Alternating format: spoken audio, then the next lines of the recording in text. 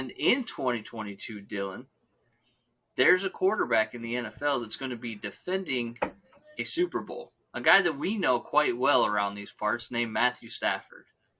And everybody nowadays is starting to take notice of what we knew when he was in Detroit. At least some of us knew, myself included in that. I believe you're in that camp as well. You were a Stafford. So. Yeah, okay. But the conversation is which free agents have the possibility to put people on notice in their new situation. Maybe they come out of a toxic situation and are going to a better situation.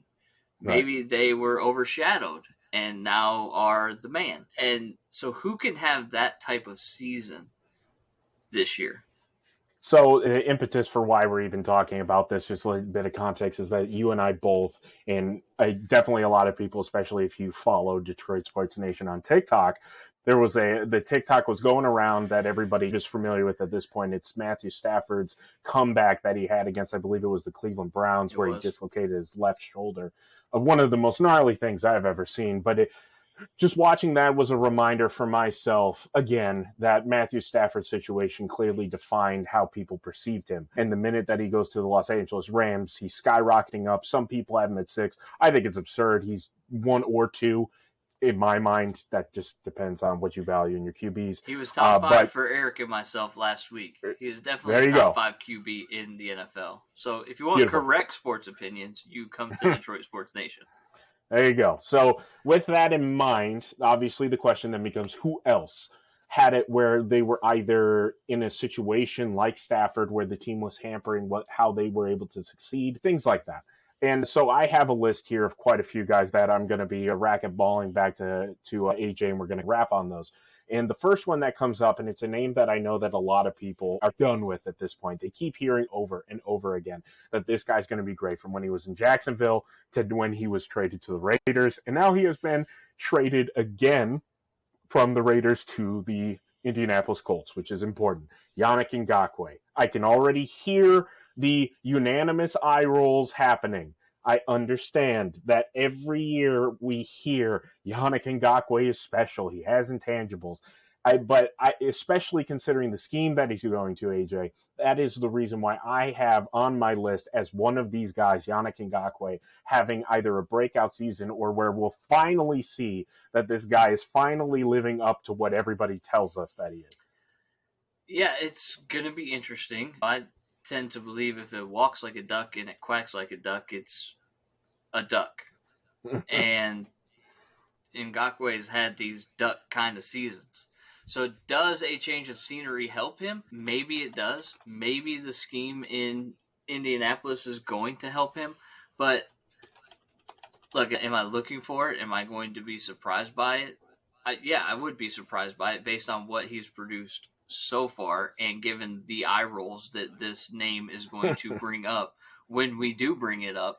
I'm going to go with a hard no on this one. I would like to remind, just for anybody who forgot, part of the reason why we are even having these discussions is because of obviously scheme fit, what have you.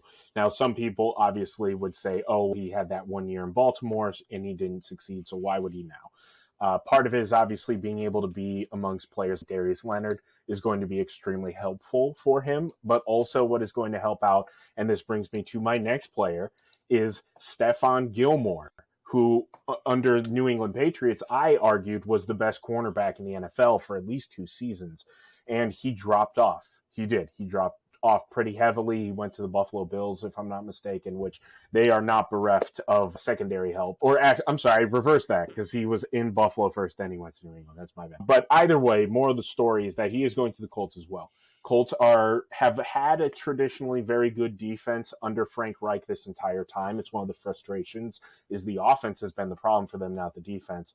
And even though they are a bit aging, and then you ship him off for a song. So and we'll get more into the Colts later, a little preview there for our running back. But this secondary being strong, Darius Leonard obviously being a part of this, and Ngakoue I think is going to excel. And I think Stefan Gilmore will at the very least have a career resurgence to where he is respectable. I don't think he'll be New England levels again, but it will be one of those things where people will have the, oh yeah, he was good. Yeah, I remember moment. Right. Yeah. And Ngakwe's success is going to directly affect Gilmore's success.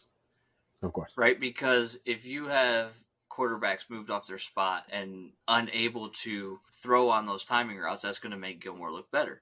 The reverse of that is also true. Gilmore's success is also going to make Ngakwe's job and potential breakout that much more likely. So the reality is this is a tandem thing.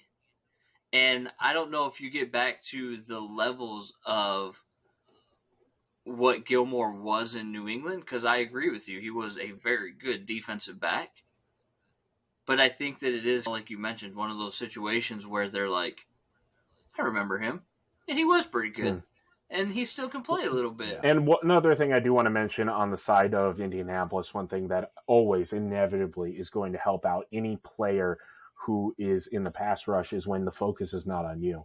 And to be fair, Indianapolis Colts, not only did they trade for DeForest Buckner, so he is on that line, but also, and this is a name that's going to perk you up a little bit, AJ, Kwity Paye was actually quite solid last year. So you have a front seven and specifically a front four where you don't have to produce to those sorts of levels. It's also a defense that has a tried and true formula for these sorts of things. So I would suspect that out of the two players, Ngakoue, I feel, is going to live up to the potential that we saw in his first few years in Jacksonville. Now, moving along to a hot button topic specifically for myself, because AJ, that I think, when I said 1 or 2 for Matthew Stafford, it's 1A and 1B, and the 1B is Russell Wilson. This is identical to what has been going on with Matthew Stafford with the Lions. Seattle in the post-Legion of Boom era has been basically incompetent. Yeah. They were worse, I would argue, than the Lions because they didn't even want to give him a line. Yeah. And, Swiss cheese. It was Swiss cheese on the front line. And then that Swiss cheese got your running back essentially buried. So then... Yeah, Chris Carson's injury issues. Right. So then Russ especially has no help. I didn't even have Russ in my top 5, I'm going to be honest with you, last week. And it's not that I disrespect him. It's just... but clearly the situation that he's in is what's doing that, because there is no one who throws a better deep ball than him. No one. It's not close. His accuracy downfield is insane. Stafford throws a better deep ball. That's why he's won. Stafford, hold on. I guess what I would say by better is that his deep balls are extremely accurate, which, especially in Mile High, we saw what it did for Peyton Manning. You are going to have completely winded corners in secondary that if it's past 25 yards, that's going to be touchdowns. Potentially. Now, I can guarantee you that Denver is going to have the most over 25-yard touchdowns in the entire league. It will happen. Russ is going to be throwing for over 5,000 yards. He is going to have a career resurgence here, just Peyton Manning did. Maybe even better. There is no doubt in my mind Russ is winning the MVP this year. He is winning the MVP. That team is going to win at least 12 games. And I think they're winning the division over Kansas City. And this situation is perfect. I don't want to go too far into the Denver thing. Way back when the big picture was still a deal, we covered the AFC West. So if you have any curiosities about my feelings on that, go there for that. That's in the historical record now. It is, and we're not going to get into that. But it's interesting that you liken Russ to Peyton and it happening in Denver. Even though, do you really think that they're on like the same level of their career when they went to Denver? That's all the more reason why I think Russ will have a better year, because Russ is in a better position. Right, and that's where I was going. Like, for Russ, it's really hard to say, he's going to have this resurgence, because what's he coming back from? Everybody knew that Seattle was terrible. Everybody knew that he was doing the best he could do with what he was given. Sure, but then you guys are not having him in your top 5, which is proof positive that he is out of sight, out of mind. But I just think that there's 5 quarterbacks that are better. He might throw a great deep ball, fantastic, but there's more to being a quarterback than throwing a great deep ball. But he is better. The problem is that he has never had time to throw ever. Fantastic. And I don't care what... This is actually proof of what myself and others, Paul, he has mentioned in the past, obviously it doesn't matter how great your weapons are. It matters about your line infinitely more. 100%. Proof positive. He had Doug Baldwin and Tyler Lockett and the big fella. That's a DK Metcalf. All I know him is Muscles McGee. But he had all those weapons, and he wasn't able to do anything. And on top of that, the fact that they were even able to get into the playoffs, have above 500 records, is because of him and him alone. And if you are a Lions person who likes Stafford, how is that not dissimilar in those situations? It's dissimilar in the fact that I didn't watch Russ as much as I watched Matthew Stafford. Yeah. But hey, look, I'm not going to sit here and pull the wool over your eyes, but I'm going to tell you the truth. I watched Russ, and it all does come down to line play, because the one knock that I would say on Russ is he is very quick to escape a pocket, but he had to, right? Because and he didn't have any time. But still, even then, like, the Mahomes and the Allens and those kind of guys I put over him right now. And we'll see what he does in Denver. I don't need to see. I will guarantee it. I am doing it now. He is winning the MVP. That is happening. So, moving on. So you think that he's going to have a Matthew Stafford type year this year? Statistically speaking, I think it will be better. But to be fair, that's not Stafford's fault. Who's his best weapon in Denver? Stafford. Like, who would you say his best weapon is in Denver? Oh, man. Now, with the issues that are happening with Jerry Jeudy and his arrest, I don't know. Jeudy is who I would have said. Cortland Sutton's probably somebody, especially for fantasy purposes, who I would be looking at. And Tim Patrick, especially downfield.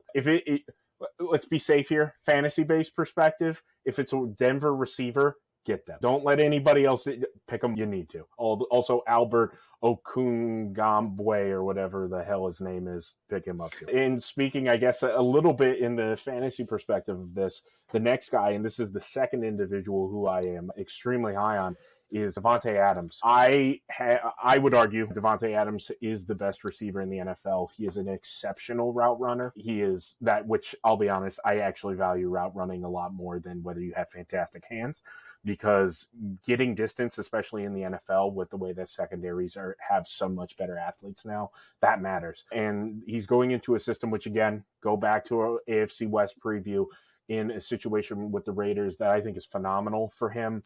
Derek Carr, I'll be honest, I think is actually more of an adult than Aaron Rodgers is. Sure. Like, the things that Derek Carr has been able to overcome, like you were talking about your top 5 list, I wish I would have been around, because Derek Carr would be in my top 5. I think Derek Carr is phenomenal. He is a fantastic quarterback that has gone through so much, not as much as his brother did, where his brother's career literally died on the field, but he is going into a situation with an offense with Josh McDaniels now, where he's going to be putting up fantastic numbers, and he is going to be in a situation where he's going to be able to flourish a lot better with more weapons. That's honestly what's more important, is that you have Josh Jacobs, who's already going to be there, and then you have Darren oh Waller. My God, how can I not? You're helping me out with this right now, and I appreciate it. Yes, Darren Waller being able to be a focal point that for defenses, especially in the middle of the field, that Adams, whenever he was in Green Bay, didn't really have to worry about. So anyways, moral of the story, Devante Adams is my next for this. Yeah, look, it's nice to not have to deal with the drama surrounding your quarterback every offseason. He's in a much better situation now. And, right, who would have thought going from the Packers to the Raiders would be an upgrade of situation? But, right. And I always thought that Devante was happy in Green Bay. He was a good soldier, which I respect, but I think that you're going to see, other than Devante, who did Green Bay have? Marquez Valdez-Scantling? Alan Lazard? Yeah. I can't even remember their tight ends. They had Jimmy Graham at one point. They had a rotator, right. rotator cuff for him. Now, with Waller being there, and came from Hunter the Renfrow. Eagles. Who came from the Eagles that was playing? Who came from the Eagles? Yeah. Doggone it. Nelson Aguilar? Was it him? No, that's not what I'm thinking. No, Aguilar was on the Raiders last year, 2 years ago, I think. But anyways, point being, he's surrounded by better talent that is going to allow him to continue being one of the top 3 receivers in the league. Mm-hmm. It's very simple. So we're in agreement on that one. I'm going to skip ahead to one that's going to be local, and it's going to perk up some ears. I got 3 guys left. These ones will be a little quicker because I'm not super bullish on them. But I think DJ Chark actually is going to have a really solid season. Chark was actually quite a good downfield threat for a while there, and Trevor Lawrence being there threw things off, ironically, for him. Rookie quarterback, obviously not able to read NFL defenses nearly as well, telegraphing his passes way too much. You saw it. Obviously, having Urban Meyer didn't help things either. And he's coming into an offense that is definitely on the up and up, and especially until Jameson Williams is hitting the field, DJ Chark, I think, is going to have pretty solid year. Well, he needs to. He's got a 1-year, $10 million contract. So it's definitely one of those situations where prove it and get paid. So that's always going to be in the back of his mind. Now, truthfully, we talk about all these quarterbacks. I think the biggest question mark is going to be whether or not Jared Goff can get the ball to him downfield. And yes, we can rest on the laurels of one Super Bowl year that was aided by the best running game in the NFL. But I don't trust Jared Goff to get the ball downfield to him. We'll see on this why, again, I'm not nearly as high about it because I know Derek Carr. And truthfully, we talk about a change of situation, right? I'd like to think that this is a much different situation than Jacksonville. I would like to think it's a much more improved situation. It is. But the winning's not there. So how does that affect a guy's mindset if you're not winning all the time? We'll see. There's a reason he's on a 1-year deal. So he's ready to prove it to get paid. This one's going to be a bit more personal, but it is not only the situation being on a winning team, so that's going to wind up obviously helping things, but Hakeem Hicks, Bair Hicks, the defensive tackle, running stopper stalwart who was on the Chicago Bears for the longest time, one of my favorite players on the defensive side of the ball, serves the exact same purpose as every defensive tackle that's been in Tampa for the last 4 seasons at this point. He is going to do exactly what he does best, which is he is going to eat up space. He is going to stop the running game exactly in the way that they need. And everybody, now that he is not going to be on a dog bleep team anymore, whose offense gets 43 yards in a single game, I don't know how that's even possible. He isn't going to have that problem anymore, and he's going to be on a contending team, and everyone is going to see what I've known for the longest time, that he is the best run-stopping defensive tackle in the NFL. The best. Okay, when he played. He is older now. I think he's 33, 34, something like that.